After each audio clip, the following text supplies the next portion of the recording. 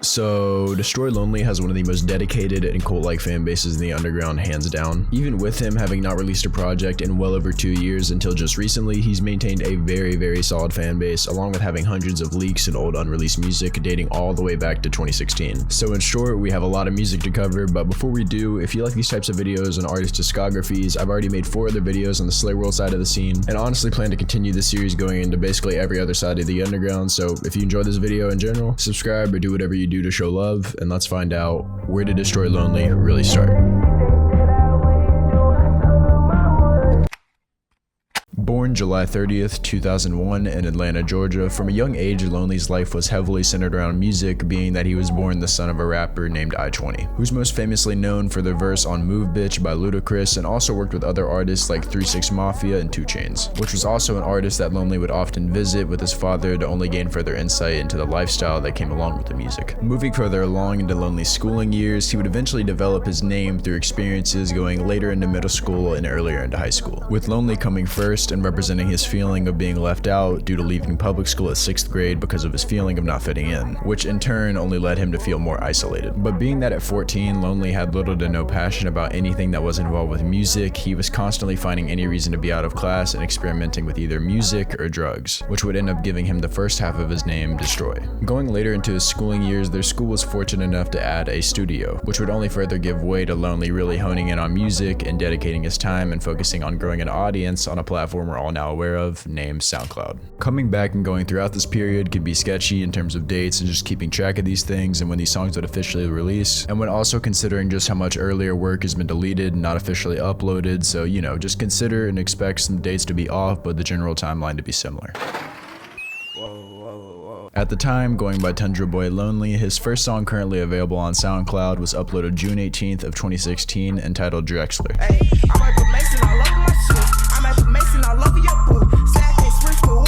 This song likely comes more from around late 2015 to early 2016 and was only later re-uploaded. And surprisingly, this isn't too god-awful. His flow is alright with an extremely basic but kinda nostalgic 2016 trap instrumental, but obviously the mix and his mic quality is extremely poor, along with his voice being pretty underdeveloped at this stage. And around this time, he really was just experimenting with music, and all things considered, this really isn't the worst of the worst. His next spree of tracks would drop shortly after, with tracks like No Face, No Case, No Smoke, My Bro, and Beep all dropping later into 2016 and going into the middle of 2017. With No Face, No Case even receiving its own music video shot by ACJP Productions, where Lonely, dressed classically in all black, just dances around looking back and forth at the camera in probably the darkest place in the city, which...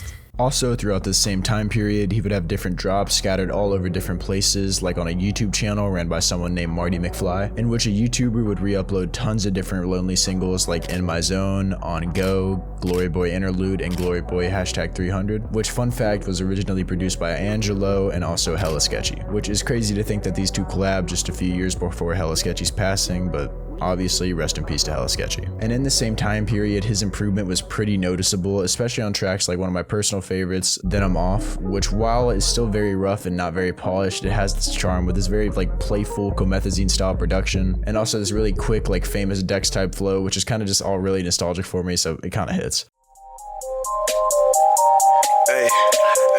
Moving forward, we have Destroy Lonely's first officially known tape, which was released August 9th of 2017 and would officially introduce the first half of his new name titled Destroy. This tape features purely darker production, with a lot of the instrumentals having darker and lower pitched chimes or melodies, along with Lonely's delivery and flows throughout this entire tape sounding almost exactly like 2014 to 2016 Lucky. And it doesn't help that his mix for 90% of these tracks is super unbalanced, with a lot of the instrumentals either swallowing Lonely's voice or the other way around. And all laid out, this tape is just pretty bad, and it's kind of expected to be, so overall this tape lands at a 2 out of 10. It's only up from here.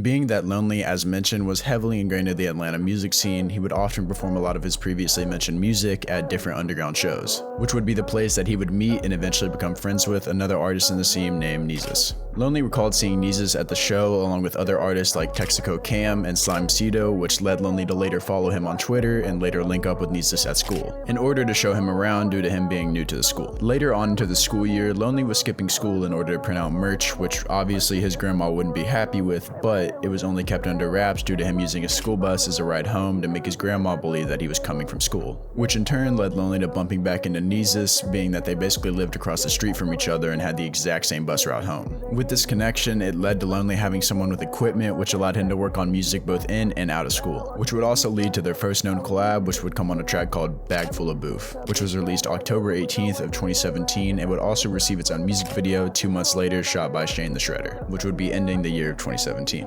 Which leads us to our next official tape, which was released February 4th of 2018 and called Nezzus Destroyed. This was a collab tape between both Nezzus and Destroy Lonely, and was, according to Lonely, recorded in just one night off of Adderall, and this tape features a lot more upbeat trap production and Lonely using different fast-paced flows. And this tape even has a feature from an artist you're likely aware of named Lil Candy Paint, and overall, in comparison to the Destroy tape, this is a pretty big step up, not being nearly as Lucky inspired, but still not really having a distinct sound. And for this tape being just what it is, it's a fun thrown together tape, it's a 5 out of 10. Overall improvement. Lonely would remain consistent and also start to come into his own lane as an artist with singles like GGI, What It Is, and Aries Interlude, which were all a part of Lonely's run throughout the rest of 2018, and also showcased Lonely's improvement in terms of both mixing and beat selection, with Lonely making use of spacier, darker ambient production, which we're more used to today, and was all in build up for his next project, which Lonely called Dark Horse. Dark Horse, released March 12th of 2019, features Lonely really starting to come into his own element, with tracks like Easy, Place, and especially Trapped on Mars featuring Nezzus all having really solid production with the more modern Lonely sound. There's also a mix of tracks like Guap, Glocked, and Sticks, and also VVS Valentine, which has a very similar production style to like a Pierre, which still hits pretty hard. And this project mostly suffers from mixing and playtimes. A lot of these songs just go well over 3 minutes in playtime, which doesn't really work for a lot of these tracks. Along with Lonely's mix sounding off-key and quiet on some songs like Different Drugs and Guap, Glocked, and Sticks. Overall though, this project is definitely a pretty large improvement from his previous tapes and can definitely be enjoyed even nowadays, so I would place it at a 6 out of 10. Directly after Dark Horse, we have a mini tape called Sometimes You Lose, which was released April 26th of 2019, and this tape is a complete jump in sound and quality with an improved mix, and Lonely just really giving us 2 solid singles called MIS and Alone. Starting first with MIS, which was produced by Theory, where it opens with a sample from a song called Moment in Love by Art of Noise,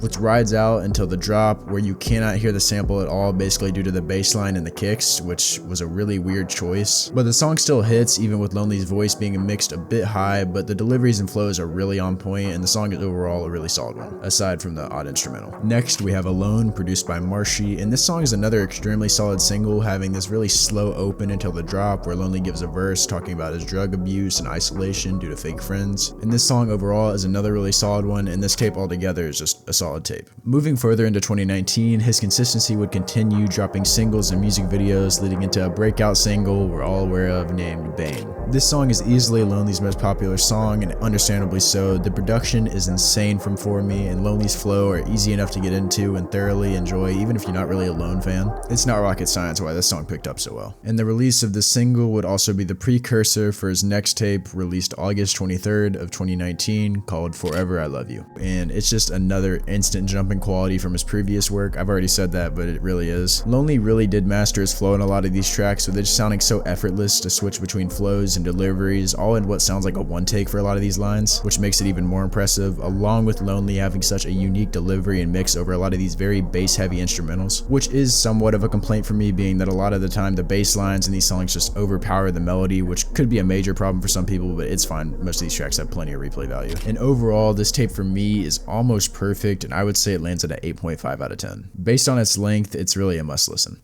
After another spree of some of my personal favorite Lonely singles like Cross Country, Runts, and Red Dead, all of which received videos, but most of them were eventually taken down due to I have no clue. Next up, we have a single that really does set the pace for a lot of Lonely's projects going forward, being called Dream About Me. This single features some of the first notable production from Clayco, and this song is probably one of my favorite Lonely songs in general. Opening with very clean chords, which then transitions into a drop with Lone dropping a verse about how he got what he always wanted, but but then realizes the problems that come with that, with the success and substance abuse and fake friends, and also the feeling of not really feeling any real attachments towards any of the people around him. And just overall, it's a very, very excellent track. But moving forward, we have his next tape, which was released August 7th of 2020 and called Addicted to Money. Addicted to Money is yet again another crazy tape with a mix between more ambient instrumentals and some more aggressive but still spacey feeling beats, with tracks like Motion, Going Up, and my personal favorite, Coda, all of which show Lonely's diverse flows and deliveries, especially on tracks like Coda, mixing in some of these really dragged out singing deliveries over this very spacey instrumental. And the only track I'm not too crazy about off this tape is called 4 AM, which doesn't really offer much in comparison to the other tracks off this tape, both delivery and flow wise, with his delivery remaining basically the same throughout the whole track, along with the almost 1 minute breakdown at the end. It's just kind of a weird track, but still overall not too many complaints, and it's another insanely solid tape, and it lands at a 7.5 out of 10. Crazy run of tapes. Underworld, released March 6th of 2020, is in reference to a movie released in 2003 under the same name, Underworld, but it's also a collective of producers that work mainly with Destroy Lonely and other noticeable artists like Bristow, For Me, XD Cole, Cade, and obviously Clayco, which is the founder of the group with a wide range of other producers that work with Destroy Lonely. And this tape mixes together a lot of different sounds, from the more traditional bass heavy and light melody music style to the interlude off this tape, which is called Real Life, produced by Clayco, which is more centered around Lonely's performance, with the instrumental being more bare bones, allowing Lone to really explore a lot of different deliveries and flows, which in my opinion is where he really shines. Other tracks off this tape, like Expiration Date, produced again by Clayco, features this very classical violin sample, along with Lonely doing this really good but funny doo-wop-esque delivery on the chorus. And there are some tracks like Loop, produced by Camise, I think, and while by no means are bad, just stick to mostly the same delivery throughout most of the track, which kind of just makes it repetitive after a couple of listens. And this tape also has a second cover along with an extra single not listed on the original version, which was released by an artist named Big Smoke Chapo, where he also gives his verse on a Destroy Lonely song called Snot Nose, and they both give a really solid performance. And beside from Goomba, this is definitely an artist that works really well with Lonely, matching his energy just really well. And overall, this tape has a lot of highlights and a lot of memorable music, so in total I'd rate it an 8 out of 10. This run of tapes is something else. After another run of singles, we have a small 2-track mini EP which was released by a producer named Ecstasy, which opens with a song called High as Fuck, which has this very loud, distorted instrumental where Lonely spits a very clean verse over this almost 3-minute instrumental, which in all honesty gets kind of grating after a while, along with the classic 30-second breakdown, which I don't even have enough energy to rant about how much I hate the breakdowns, but whatever. But continuing on to the other single, which I don't really have too many complaints about, solid single. Shortly after Ecstasy, we continue on to Lonely's next official tape, released June 26th of 2020, called Lord. This tape is mainly a mix between Lonely's ambient, almost space-feeling melodies, which is extra noticeable on tracks like Seasons, Devil Wears Prada, and also Layover, all of which have a very smooth sound, with Lonely keeping his flow active and not really sticking to the same formula throughout the track. The only outlier on this tape is called 1/Clueless, which is a much higher energy track where Lonely kind of just shit talks over an aggressive instrumental, which sounds good. And overall, this EP is insanely good for its playtime and doesn't really have any notable misses. Next, we have one of Lonely's most known releases, originally released September 25th of 2020, but then later on received its own deluxe, which then dropped October 30th of that same year, and was officially called Broken Hearts. This release really put Lonely on the map and showed his potential on a full-length project, along with basically being the key reason of how he got into Opium. According to Lonely, this album led to a close associate of Carti's hitting up Lone and then setting up a call that basically changed Lonely's career, and for good reason. This project has a lot of highlights, with a good mix between darker ambient tracks like Diamonds and Foreigns and also CDG, and some of the more melody focused tracks like, for instance, Dover Street Market, which, come on, we all heard that beautiful piano, along with some of the more upbeat cuts off this tape like Miley Cyrus and Fun, both of which are super catchy and just kind of fun to listen to. But there is one track off this album that doesn't really personally connect for me, and that's called Movie, which just has this super messy flow along with an instrumental that I'm not really too crazy about. But just overall, this album is a super fun listen, and I would personally rank it at an 8 out of 10. There's just some really good music on here. Moving forward, shortly after Broken Hearts, we have Overseas, released December 1st of 2020, and this tape is a weird one. Some of the tracks off this tape suffer a lot from mixing issues, being mainly CDG2 and Lip Bitches, which are just either mixed way too loud or sound way overcompressed, along with some of the flows off this tape, namely on the songs Every Day and Bad Bitch, which just have some really weird and out of place and odd flows, but some also really solid fast-paced flows at the same time. But this tape definitely does have its highlights with tracks like 1017 Alix and my personal favorite off this tape, Messy Freestyle, which just has such a beautiful, almost cinematic feeling instrumental, along with Lonely delivering a really solid verse with flow switches throughout the whole track. And just overall, this tape has a really good highlights, but also a fair amount of tracks that I'm not really too crazy about, so for me, it lands at a 6.5 out of 10. After a while of silence, Lonely would end up uploading a playlist of 5 songs, which dropped July 19th of 2021 under the name XO. And this is probably one of Lonely's most consistent tapes, having just literally no skips. Aside from one cut I'm not really too fond of, being OK/What I Do, where his delivery on this track kind of just throws me off, and it's one that doesn't really fit the instrumental too well, but it still does have a really solid flow and just a really catchy chorus. But basically every other track off this project brings its own highlights, with tracks like Tokyoto and I Got 'Em having really upbeat and bouncy production. And my personal favorite off this tape is called Do the Most. This whole song is just top echelon lone with the production, the flows, deliveries. I just love this track. And overall, this is really Lone just giving us a bunch of different diverse instrumentals and styles, and he's just doing it pretty much well across the board. And as an EP, it's a 9 out of 10. It's easily his most consistent and probably just his best EP. Skipping over almost 100 leaks and deleted songs, we're finally getting to one I'm sure a lot of y'all have been waiting for, which was released last week on August 12th of 2022 and is titled No Stylist. This album has really good highlights, most of which come from the middle and the second half of the project. The later part of this project really goes in on the guitar leads with tracks like Make It Stop and Dangerous, which I'm actually a fan of, aside from Dangerous, where the guitar lead is kind of just overbearing and mostly drowns out a lot of the vocals and kind of just makes the song a bit repetitive. And there are other songs off this tape that make insane use of background vocal sampling with tracks like Crystal Castle and Swag School, I think is how you say it, where it's added very tastefully into the instrumental and really just adds so much replay value to the tracks. And although there are some tracks on here that just sound like they're just missing something, with tracks like Pass Around and Soarin'. And speaking on Soarin', it has this really weird, almost country dad sounding delivery at the intro, which I'm not really that crazy about. And there's also another weird delivery on the song No Stylist, obviously,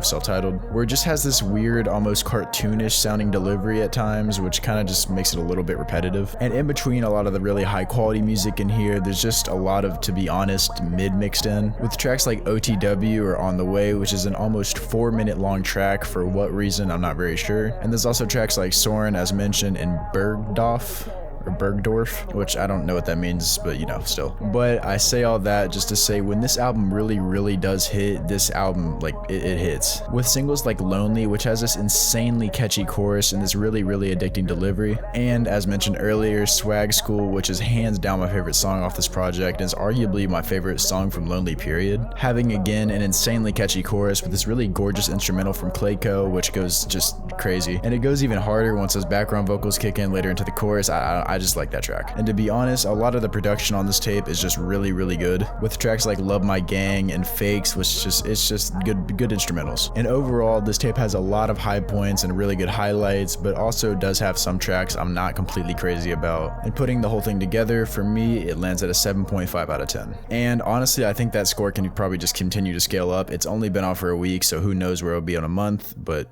yeah.